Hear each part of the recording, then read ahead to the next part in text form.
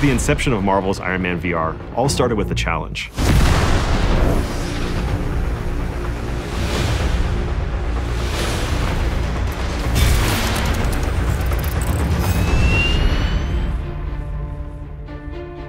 And Jae Ung, who runs Marvel Games, came back and told me that project is probably going to go to a bigger studio. And I said, hypothetically, what would it take for us to get that project? And he said, well, you have to have the best pitch I've ever seen and a prototype that beats every other prototype we've ever seen. Time for the hero thing. 3 years ago, when we started prototype flight, the first thing I did was just put some physics thrusters on my palms in VR and see how it felt.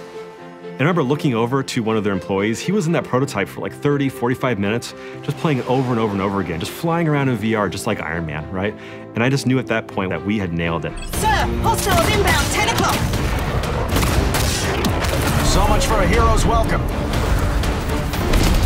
We wanted to satisfy people's expectations from that.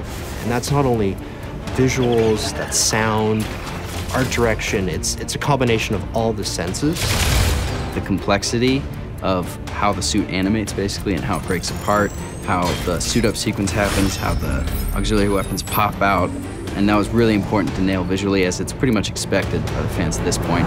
Start drones incoming on an intercept course. Tony Stark as a character is such a fun sandbox to play in as storytellers. At Camouflage, we really wanted to make sure that we paired the action with really fun and meaningful story moments. But not only being these characters in a PlayStation game, but in doing it in PlayStation VR, to be completely immersed and to be that character. And you are? A ghost from your past. In a lot of ways, developing this game is really, really difficult, but in a lot of ways, developing Marvel's Iron Man VR is actually quite easy, because whenever we got stuck, we just look back to the source material. We look back to what makes Tony Stark one of the most iconic characters in the whole planet.